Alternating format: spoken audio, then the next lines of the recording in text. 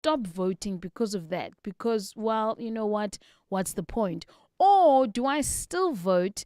And I've heard other people say, you must make sure that you do vote so that a particular party has seats in parliament. What does that mean? And, what does that look like? Seats in parliament for particular parties? Mm.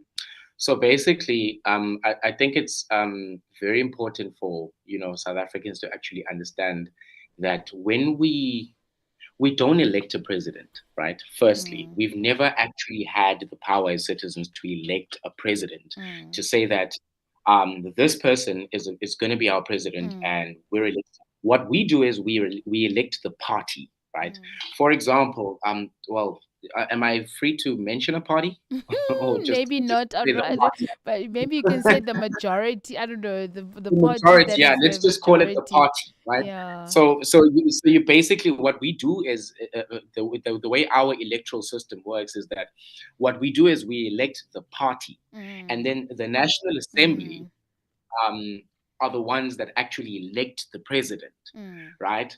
And then obviously you have the chief justice to oversee that and things of that nature. But we don't have the power, like in countries like in the USA, where they have mm, the actual power to elect somebody who's a president. So a lot of people don't know that.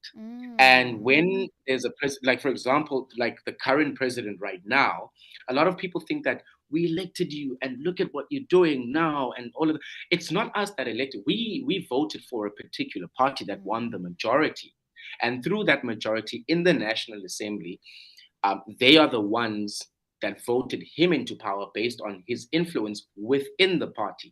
So mm, it's very important that mm. we actually understand how our electoral system works, so that we understand that it's not really the person. So you can now meet our current president and outline your grievances, and he can just easily say, look, but then you really didn't elect me. I was elected by The National I Assembly, don't know who you just are. like that. Hmm. Just like that, and and he would be right.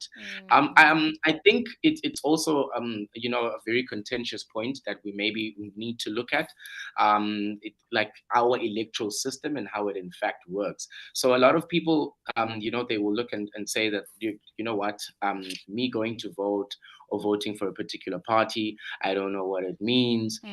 Is it mm, going to do me any good? Perhaps it actually would, but I also think that the way that we elect our leaders is flawed within itself, and we need to, revisit that. Because what happens is, if certain legislation is passed and things of that nature, it's not necessarily for the benefit of anybody. It really is mm. about who is there passing that legislation and how it actually benefits them and benefits their faction within the party.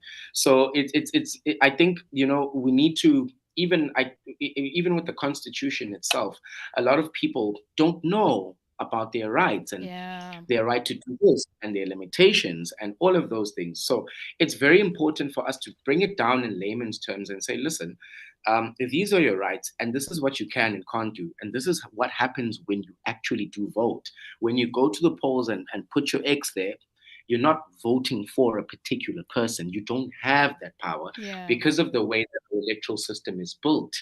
So it would open up a lot of um, ideas for people to say, look, let's revisit this, and let's say, look, let's the way that we elect people to lead us, Mm, maybe that in itself is flawed, and we need to maybe have a look at it, and maybe the people need to say that. We want to have the power to elect somebody that we can trust, and somebody that is not influenced by party politics or political fiddling or whatever the case may be, but somebody who actually has his core tenets on fixing the issues that we have currently. yeah. And I think with the electoral system that we have now, it's really just simply not doing the job. And I think with May 29th, a lot of people are looking at it and saying, oh, wow, it's going to really change, and things are going to, like, there's a lot of things A that are just going to, shift. it's Mm, not. And I really don't think we should be looking at it in that way. mm, It is not the end itself, but it is means to an end, right? It's not Mm. it's not necessarily to say that all our problems are just going to be fixed Yeah. because we voted for a particular party or whatever. Mm. No, I think what we're going to see is, in terms of forecasting it, what we're going to see is a particular shift towards a particular party and a major drop in voter confidence when it comes to a particular party. So you're going to really see the attitudes of people based Mm. on the polls, but it's not really going to just solve all our problems, but Yeah. it's going to actually show that, that the attitudes of South Africans and where they want to head and what they're tired of and Mm. what they want more of. So it's going to be really interesting, but I still do think that the ruling party will, still be in the majority because look, they have quite an influence and a following, and there's a lot of things that facilitate that. There's a lot of influence, and there's a lot of corruption and all of those things. It's really, really, really tricky to unseat them. But Mm. I think what we'll see on 29th of May is a shift that is it's gonna gravitate, and it's gonna gain momentum. Yeah. And in the coming elections, I think we're headed in the right direction because Mm. we're really fed up, and we want to see some kind of change. Yeah. You know. Yeah. Mm, Yeah, I think mm, that's the most important thing, a shift and a change, and realizing that you are able to do so as a citizen. No matter how mhm. young you are, if you're over 18, you've got an ID, you can go to those polls and make Yes, your yes, mark. And of course, yes. like you've mentioned, Kolo, that there are many other factors that Mm, contribute to who becomes president, but ultimately, mm, you your mm, vote also mm, mm. plays a role. Olo, Yes, I'm going to have to say goodbye and so long to you. If mhm, anyone that's listening maybe wants to hear more about you, I don't know, maybe partner with you, I don't know, mm, collaborate, where can they mm, find you on social media, um, mm. a website, or yeah, maybe your handle? Yeah, so on Instagram, I am Tolo underscore SONGCA. So Mm. on X, it's called X now, right? On Mm. X, I am It's X I that am is at Twitter. I am at Kolo underscore Songa. On TikTok, I am Kolo underscore Songa. I'm basically Kolo Songa everywhere. So yeah, that's where everybody can be able to connect with me and like engage, and we share more of these ideas, which I Yes, think to is hear wonderful. your thoughts. Absolutely. Thank you so much. I'm definitely sure that you're going to be back next week, maybe with someone else, as we further have a discussion on, going to the voting polls.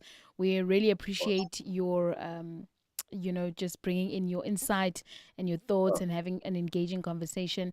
Thank you so much, and have yourself a blessed evening. Thank you so much for having me. See you Thank next week. you. Kolo. Bye All right. bye. Blessings. Bye. Wow, family, there you have it.